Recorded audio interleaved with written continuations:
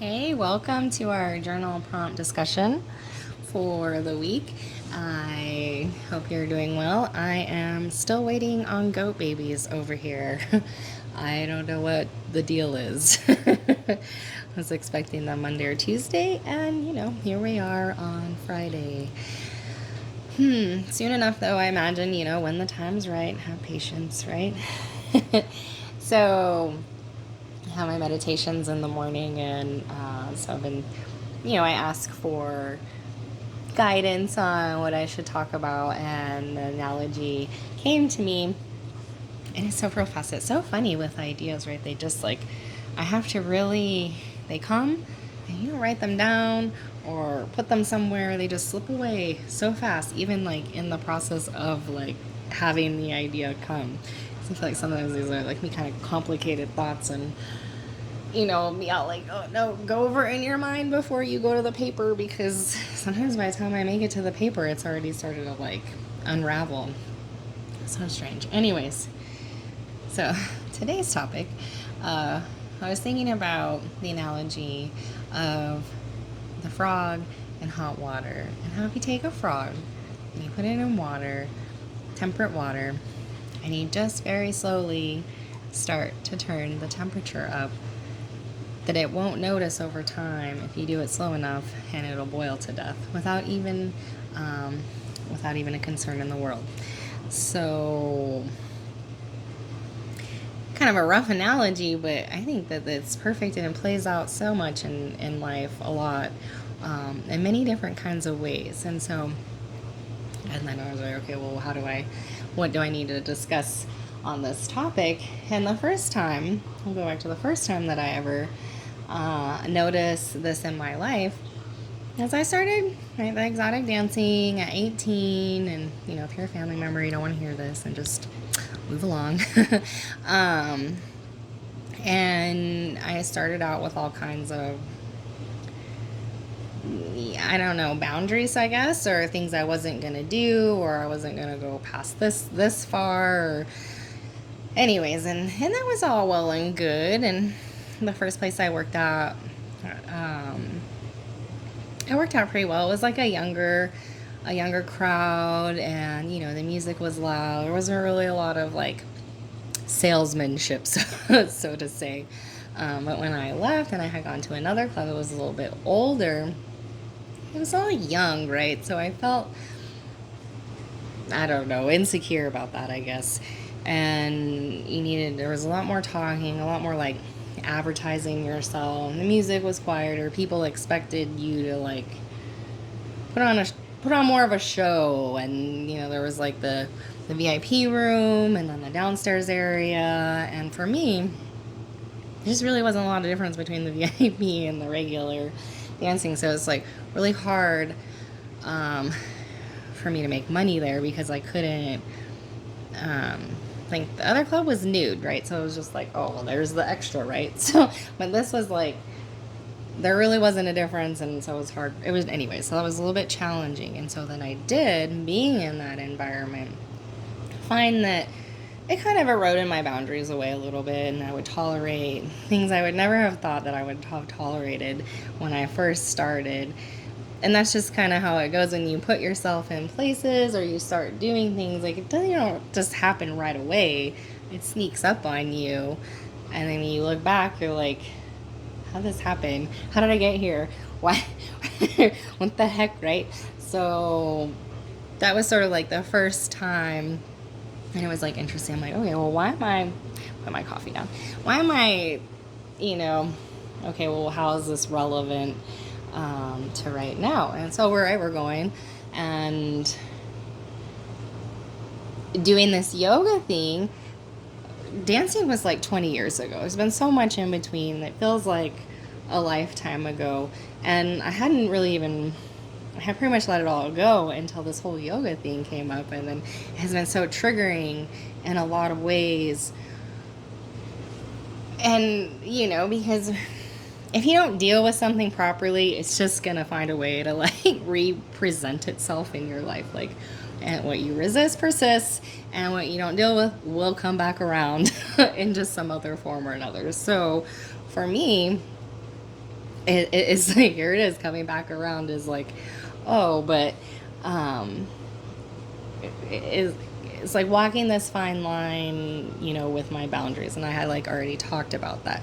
But part of it is also not my boundaries. Like, it's right. Nobody's here. There's no one to touch me, whatever. Like, it's fine. Like, I feel good about what I'm doing now. But back then, I had tons of just massive amounts of shame about what I was doing. I was not proud of it. I was embarrassed. And I haven't talked about it really until now, right? Because that's the kind of like I think it's like this religious background. You come like, that's just bad. Like, you just don't do that. Like, that's a no. And I did, and it was an experience, and I just was like, well, I'll just never talk about it, and whatever. So here we are. What you resist persists, and now I get to take a look at that shame and see, like, where is that even coming from? Is it necessary? And then what are my boundaries? What do I want to do? And then kind of alchemizing it all, right? Like, taking all that shame and the stuff that I kind of felt back then and just turning it to gold now, like turning it into something that I feel good about, right? Like this physical practice, the exotic systems, like kind of like transforming it into a way that I can share with people, like how to move your body, how to heal your pelvic floor in a fun, kind of exciting way, and to connect to your sensuality without feeling all the ridiculous shame like that church puts on you, or society, or whatever, like that it's bad to have wants and needs and to be sensual, to express anyways, like all of it, like that's a load of crap. So that to heal ourselves, right, so we can be healthy in our relationships, like, which is a whole nother topic. Maybe we'll discuss that sometime. But healing how I show up in relationships. Whew. But yeah, we'll not go there right now. So yeah, so I guess that's the story, right? Like the whole thing started the dancing, and that caused shame. I didn't talk about it for many years. And then part of the whole thing was the dancing was that I got stuck there. Like it was super fun in the beginning and exploratory and all that. And then as soon as I felt like I couldn't leave, that's where the problem started. So that's where I started drinking, and then a whole bunch of bad things happened because you're never really stuck, right? Like anyway. So, but financially I felt like I was stuck there with the bills that I had accumulated from making more money. So I was like, oh, I had the car and the things and the whatever, and I didn't know how to, anyways, crashed the car, and then was dosed. And anyways, I really found my way out. It was only, a few years anyways, but it was quite the experience. So yeah, all of that, and then leaving, and just kind of just closing a door on it, never talking about it again. I know that my family knew about it, and nobody really ever said anything, talked about it. That's how my family is. They're like, we're just gonna pretend that everything's fine. Okay. But that's fine. It wouldn't have made a difference, but looking back, I'm like, I did have an aunt that like was like, what are you doing? But other than that, it was pretty much crickets. And now coming and then putting myself out there with these yoga, and yoga can be taken kind of sensually, whatever, however you want to take it. And then read the comments, and I was totally triggered and like brought back to a place of 20 years ago when I was, dancing. And then so I was like, here you go, take a look. What do you want to keep? What do you want to leave?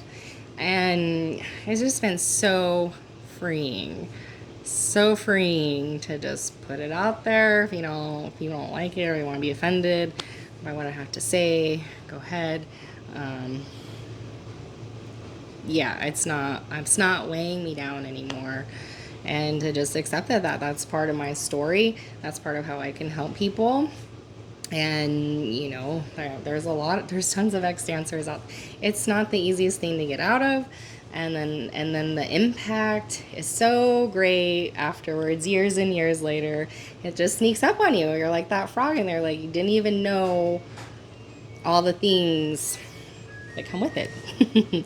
And then when drinking, right, that sneaks up on you. Addiction, all these little things, we can be like the frog in so many ways. And so I guess that's your question, that's your journal prompt. And you can always reach out and let me know if you want more interaction with this, because I would love to hear what your own story is, or how you've been the frog, or what you've gone through periods in your life and then just look back and be like, how the heck did I get here? How did this happen?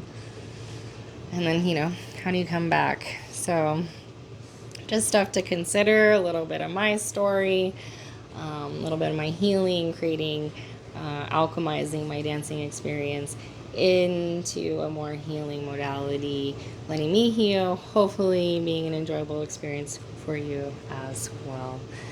All right, well, don't be a frog this week. I'll see you next time.